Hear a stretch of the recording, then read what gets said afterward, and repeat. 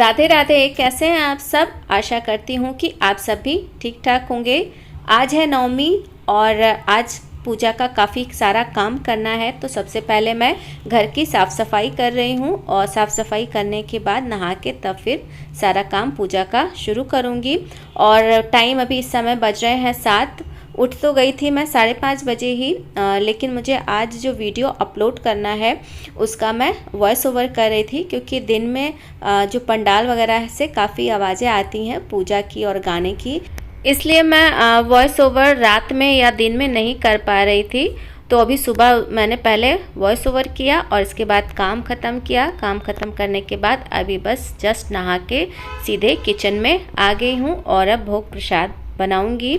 तो सबसे पहले मैं जो है कुकर निकाल ले रही हूँ और इसमें रखूँगी चने उबलने के लिए। जो काले वाले चने हैं इन्हें मैंने रात में ही भिगो कर रख दिया था।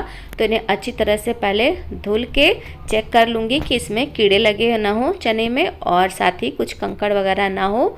तो ये सब चेक करने के बाद इसे मैं रख दे रही हूँ उबलने के लिए। और आज थोड़ा सा जल्दी करना है, देखते हैं कर पाती हूँ कि नहीं, क्योंकि आज पतिदेव का ऑफिस है, छुट्टी है नहीं, तो उनको जाना भी रहेगा। और देखते हैं कि कैसे कैसे काम कर पाऊँगी, क्योंकि टाइम थोड़ा सा हो गया है ज़्यादा। तो अभी मैंने चना रख दिया है उबलने के लिए। और अब यहाँ पर जब तक चना उबल रहा उतनी देर में मैं आटा गूँथ लूँगी। और सबसे पहले मैं पूड़ियाँ ही तलूँगी, क्योंकि हमारे यहाँ पे जिस कढ़ाई में पूड़ी तलते हैं उसी में फिर हलवा बनाया जाता है। और हलवा के हमारे यहाँ पे उसको लपसी बोलते हैं, क्योंकि वो गेहूं के आटे की ही बनाई जाती है। और कढ़ाई में जितना तेल बचा रहता है कम या ज़्यादा, उस तेल को हमारे यहाँ पे निकाला नहीं जाता है। उसी तेल या घी में जिसमें भी हमने पूड़ियाँ तली हुई होती हैं उसी में हम हलवे को बनाते हैं। तो फ़िलहाल अभी आटा गूँथ लिया है और कढ़ाई चढ़ा दी है और मैं यहाँ पर घी की पूड़ियाँ बना लूँगी।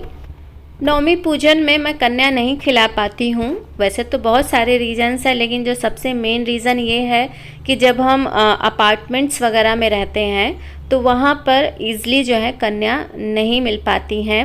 और अगर यही मोहल्ले वगैरह में रहते हैं ना, तो मोहल्ला काफ़ी बड़ा रहता है, तो वहाँ पे आपको आसानी से कन्याएं मिल जाती हैं एक दूसरे के माध्यम से, जान पहचान से। तो ये आराम तो रहता है मोहल्ले में। और जब आप फ्लैट्स या अपार्टमेंट्स में रहते हैं तो थोड़ी सी प्रॉब्लम होती है। तो अभी यहाँ पर मैंने पूड़ियाँ बना ली और देखिए जितना घी बचा हुआ था उसी में मैंने गेहूं का आटा डाल दिया। इसे मैंने चाल लिया था, मतलब इसमें चोकर नहीं है। अब इसे मध्यम आंच पर लगातार चलाते हुए मैं भून लूँगी।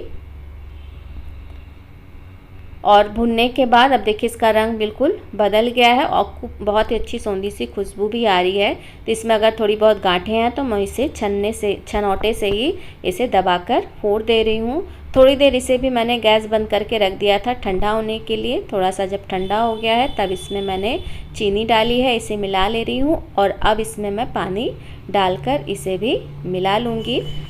आप जब कभी ऐसे आटे का हलवा बनाएं जिसमें पानी डालने के बाद गांठें पड़ने का डर हो, उसमें जब पानी डालें तो उसको चलाते समय इस तरह से पूरी तलने वाले छन्ने का इस्तेमाल करें।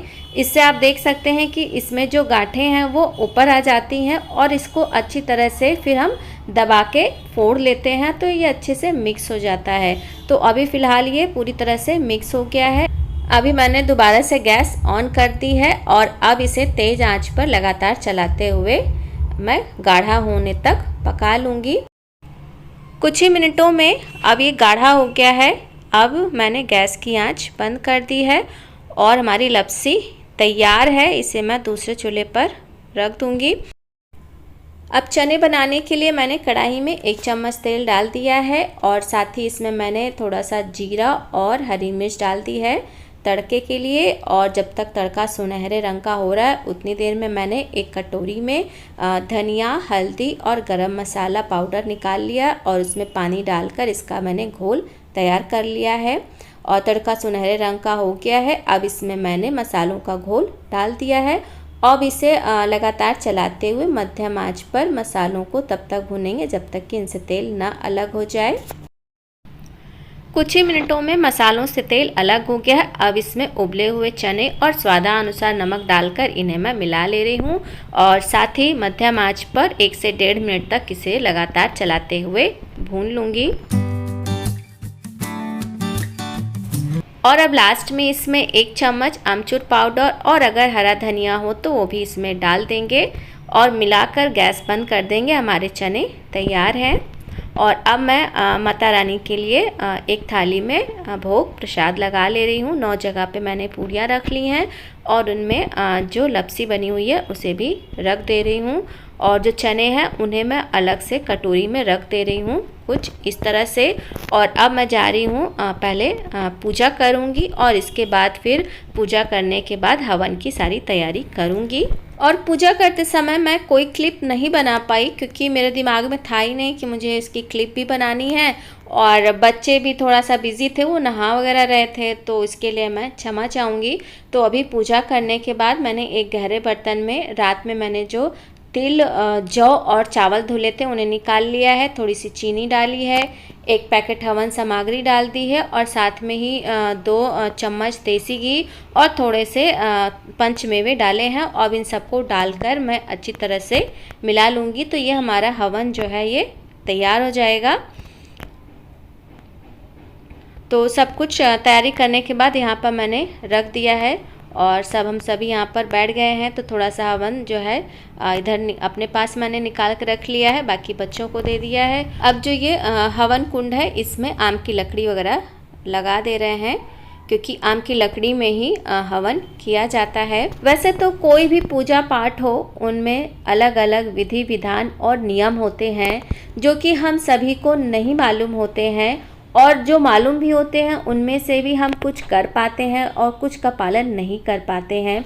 लेकिन इसका मतलब ये नहीं है कि हम अगर कुछ जान नहीं रहे हैं तो हम थोड़ा बहुत जो जान रहे हैं वो भी ना करें इस डर के मारे कि हमें तो कुछ भी नहीं मालूम है। हमें जो जानकारी हो, जितनी भी जानकारी हो, उस हिसाब से अपना पूजा पाठ करना चाहिए और बच्चों को भी उसमें ज़रूर शामिल करना चाहिए क्योंकि ये बच्चों के विकास का एक अहम हिस्सा होता है। उनमें संस्कार पड़ते हैं, अपने धर्म के प्रति वो जागरूक होते हैं, नियमों को जानते हैं और उसके आधार पर उनका जो व्यक्तित्व है वो विकसित होता है। और आज मैंने जो पूजा की, ये जो हवन किया है, इसमें बहुत सारी कमियां रह गई होंगी, बहुत कुछ छूट गया होगा जो मुझे नहीं पता है।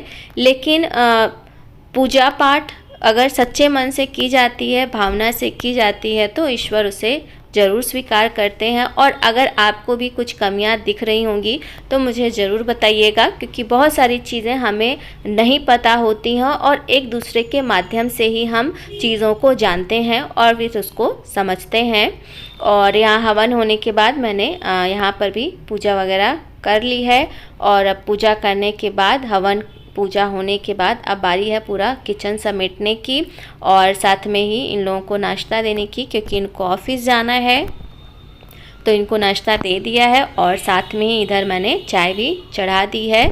तो अभी सारा किचन वगैरह जो है फैला हुआ है क्योंकि जल्दी जल्दी में मैंने कोई भी चीज़ समेटी नहीं थी, बस फटाफट से पहले प्रसाद बनाया और फिर हवन वगैरह किया। और हवन करने के बाद देखिए कितना धुआं है और ये बहुत ही ज़रूरी होता है ये घर में, इससे काफ़ी पॉजिटिविटी आती है।